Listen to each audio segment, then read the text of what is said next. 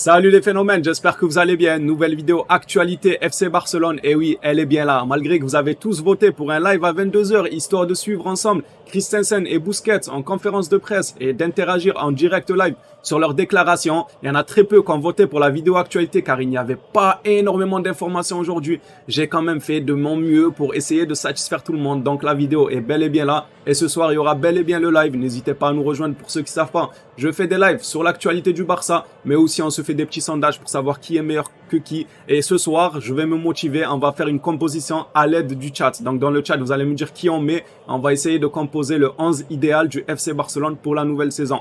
Bon, on s'attarde pas trop. Je vous souhaite une excellente vidéo. Si jamais tu n'es pas abonné, n'hésite pas à lâcher le petit abonnement. Ça ferait extrêmement plaisir. Le petit like. Je vous re-souhaite une excellente vidéo. Et on est parti les gars pour l'information d'aujourd'hui. Alors on commence avec Lewandowski. Lewandowski a passé ses tests médicaux avec succès. Il ne reste plus qu'à signer le contrat. Donc voilà les gars. Haut la main, il a passé les tests médicaux. Ce n'est pas Umtiti, ce n'est pas Ben Arfa ou encore Fekir qui, il me semble, il a eu quelques soucis lors de sa visite médicale du côté de Liverpool. C'est à prendre avec des pincettes. Mais vous avez compris, Lewandowski, on vous avait prévenu, c'est un bosseur, c'est quelqu'un qui tient à son métier, qui fait ça bien comme il faut. Son hygiène de vie, elle est irréprochable. Du moins, ce qu'on peut voir, nous, du joueur, c'est qu'il est vraiment irréprochable et super professionnel. Donc, pas étonnant que Lewandowski réussisse son test médical. Allez, on passe à la suite. Le club Blaugrana s'intéresse au Polonais portant le numéro 9 pour une question de sportive, mais aussi pour des raisons commerciales. Alors, vous avez compris, le FC Barcelone veut donner le numéro 9 à Lewandowski pour des raisons de hiérarchie sportive, mais pas que, pour des raisons commerciales. Et moi, je trouve ce point-là super intéressant. Je trouve qu'ils ont raison. Parce que voir Lewandowski avec le numéro 23, le numéro 26, je sais pas. Vous le voyez avec un numéro au hasard comme ça, numéro 25, 26, 32. Personnellement, je ne le vois pas. Donc, il faudrait que Depay fasse un petit effort pour laisser son numéro à Lewandowski. Voilà, ça peut être un peu rabaissant pour le joueur, mais que voulez-vous, c'est comme ça. Il y a chaque joueur à son statut. Lewandowski, à l'heure actuelle, c'est une légende. Donc un peu de paille, peut-être il lui doit un peu le respect en lui laissant numéro 9. Sinon, comme je vous ai dit, s'il refuse, on va le chicoter. Mais dans tous les cas, Depay, il n'est pas sûr de rester du côté du FC Barcelone. Il peut se voir transféré dans un autre club. Ça arrangera Lewandowski et le numéro 9. Mais si Depay venait à rester, bah, le Barça tentera quand même de donner le numéro 9 à Lewandowski, bien évidemment, avec l'accord de Depay. Il n'est pas exclu que le Barça prenne l'initiative de demander à Memphis Depay de donner le numéro 9 à Lewandowski. Dites-moi dans les commentaires si vous pensez que Memphis Depay va accepter ou pas du tout. Il va être têtu, il va dire non, moi j'ai le numéro 9, je le garde. Moi je pense qu'il va accepter. Franchement, je pense qu'il va accepter. Dites-moi dans les commentaires ce que vous en pensez. Ça, c'est une jolie image que je tenais quand même à vous partager hier lors de l'entraînement. D'ailleurs, on était en live hier soir. Merci à tous ceux qui étaient présents. Lors de l'entraînement, il y avait Thierry Henry et Agüero, les gars. C'était beau. Il y a des vidéos que je ne peux pas vous faire passer là dans la vidéo car pour des raisons de droit d'auteur, vous connaissez. Mais il y a des vidéos qui donnent vraiment le sourire. Thierry Henry qui serre la main à tout le monde, qui fait la collade, des câlins à tout le monde. Ça donne vraiment le sourire de voir des légendes comme ça revenir à l'entraînement, revenir au club. Et voilà, saluer un peu les jeunes talents, les Pedri, les Gavi, tout ça. L'image, je la trouvais super belle. Je tenais à vous la partager. Voilà, chose faite. Du côté du Real Madrid, on a Pérez, leur président. Le président du Real Madrid, Florentino Pérez, a félicité le Barça pour la signature de Robert Lewandowski. Franchement, j'aime beaucoup. J'aime beaucoup la démarche de Florentino Pérez. Vous connaissez déjà ma position dans le foot, sur ma manière de voir le foot. Et Florentino Pérez qui félicite son club rival de tous les jours d'avoir signé Lewandowski, ça fait de lui pour moi un grand monsieur. Quand je vois certaines personnes qui ne sont rien pour le Barça ni pour le Real, et qui se permettent de parler mal sur les réseaux sociaux juste parce qu'on n'a pas le même avis, ils vont t'insulter. Là, on voit que c'est le président du Real qui n'hésite pas à féliciter le Barça pour Lewandowski. Pour moi, je trouve ça classe de sa part. Concernant Pjanic, le joueur a le droit à quelques jours de vacances. Bon, ce n'est pas vraiment des vacances, c'est tout simplement qu'il va être papa pour la deuxième fois. Donc, il a le droit de retourner à Nice pour voir la naissance de son fils. Le FC Barcelone confirme que Pjanic a l'autorisation de retourner à Nice en raison de sa paternité le 21 juillet. Il envisage de revenir. Donc voilà, ça va être à peine quelques jours. Le 21 juillet, il sera déjà là. C'est un peu dommage qu'il rate le match contre l'Inter Miami, car pour moi, il aurait pu avoir quelques minutes pour essayer de voir un peu ce qu'il peut faire durant ce temps de jeu qu'il aura. C'est un peu dommage, mais voilà les gars, il aura un enfant. Je sais pas si c'est une fille ou un garçon,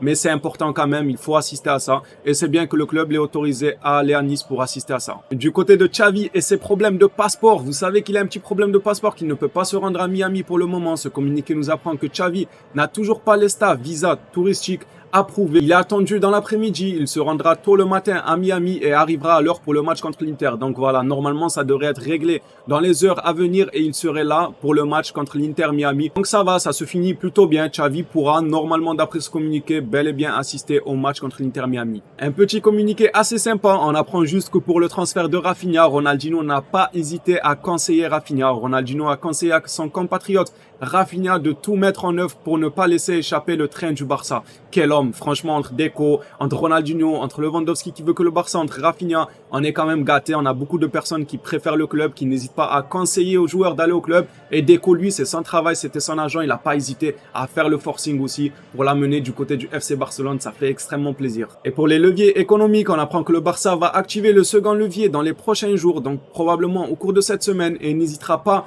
à en activer un troisième pour satisfaire les demandes de Xavi. Alors c'est beau, personnellement la démarche elle est belle, mais attention à ne pas s'enflammer. Il y a encore quelques mois on avait besoin d'argent, on a réussi à trouver un peu des portes, des issues de secours, voilà, on a réussi à trouver quelques manières de faire rentrer des sous, mais il ne faut pas s'enflammer, c'est déjà suffisant. Avec le premier levier économique, on a déjà fait énormément de bons transferts. Avec le deuxième, je pense que ça devrait suffire. Pour Koundé par exemple, ou encore Marcos Alonso et Azpilicueta, attention à ne pas tomber dans la gourmandise, activer un troisième levier. Alors oui, ils ont ce fameux levier entre les mains, c'est le studio BLM, mais il ne faut pas être très gourmand. Franchement, attention à la gourmandise, parce que n'oublions pas que quand on vend le studio BLM ou bien des droits télé, c'est de l'argent quand même sur le long terme qu'on va perdre petit à petit. Donc il ne faut pas en gâcher de partout, à gauche, à droite, pour faire un énorme mercato. Et si jamais il n'y a pas de résultats, ben on aura des dettes, on aura donné des droits télé, on aura donné le studio BLM. Donc il faut faire attention. Moi je pense que le deuxième levier sera activé. Après vous savez, je vous le dis souvent, le club c'est des personnes